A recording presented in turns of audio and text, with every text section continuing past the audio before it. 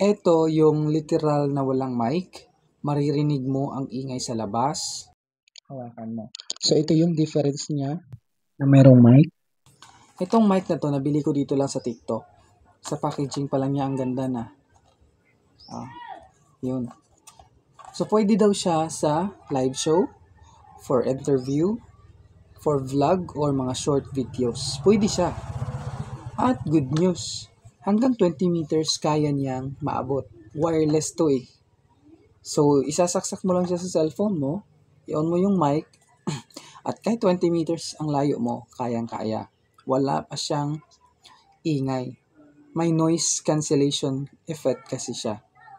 So, ito yung laman niya. Tingnan nyo. Maganda. Actually, nagamit ko na siya. Kaya yung isa, nakakabit na yung isang cover doon sa isang mic. Makikita nyo, dalawang mic, ang laman niya, dalawa rin ganito. Yung isa nagamit na. Ito, pakita ko sa inyo. Yung isa, walang takip. Or walang ganito, walang cover. Ito nagre-refine kasi ito siya ng ng noise eh. Ng boses mo. Ito yung isang mic. Ito naman, yung pangkabit mo sa cellphone mo. Android ako, tapos Type-C. So, ito yung pinili ko. Meron naman tayong option. Kung iPhone, pwede naman siya. Compatible din naman siya sa iPhone.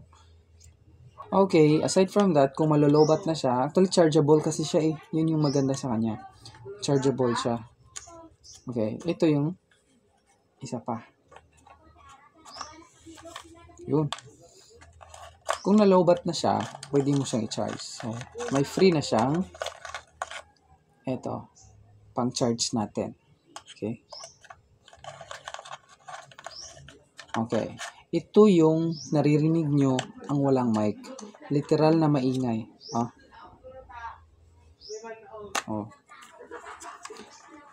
Maririnig mo yung mga usapan sa labas, yung ingay ng sasakyan, yung ingay ng manok, yung ingay, unnecessary noises na hindi kailangan ng video nyo, maririnig nyo. Pero, ang good news, pag mayroong ganito, may wireless mic, ay maiiwasan mo siya.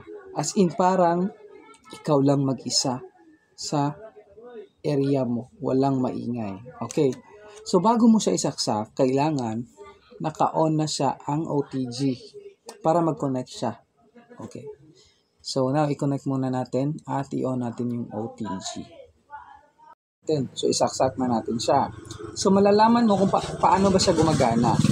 Pag nasaksak mo na to, may red light na lalabas. Ito naman kabilang tip niya, meron siyang pwede masaksakan ng charger. Or kung mic mo mayroon siyang wire, pwede mo isaksak dito. Type-C siya. So Type-C yung cellphone ko, so Type-C yung pinili ko. Saksak na natin. At titingnan natin kung ano yung pinagkaiba ng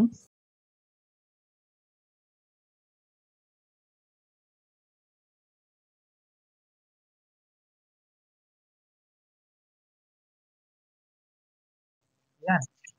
Pag on mo, lalabas yung green light. Ito yung switch niya. Kung gusto mo siyang gamitin, kailangan i-long press mo lang siya. So, ang maganda, pwede mo siyang i-clip dito habang ikaw ay nagsasalita.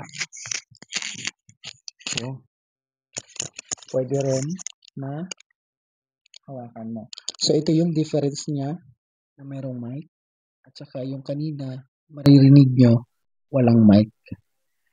So, ito yung isa na gamit ko. Wala siyang ganito. Parang siya, parang buhok ng parang balahibo ng pusa. I think nagre-refine kasi siya ng ng quality ng video mo o ng boses mo. Yung audio niya, walang maingay. Actually, ito, wala naman siyang maingay. At ito, para sa akin, recommended siya kung nasa loob pala. Yung may dumaan na motor. So, wala kang maririnig. Ako lang yung nakarinig. Recommended siya, I think, sa loob. Kung ikaw ay nag-interview or sa loob lang. At least yung indoor lang yung mo. Pero pag nasa labas ka, I think mas recommended ito. O natin. Yun. May green light na siya. So, I think mas recommended ito kung nasa labas ka. Okay, kahit kaya dalawa. Kasi, pwede mo ikaw ang humawak ng isa at yung isa naman sa kinakausap mo. So, di ba napakaganda niya, napakasulit, affordable lang niya.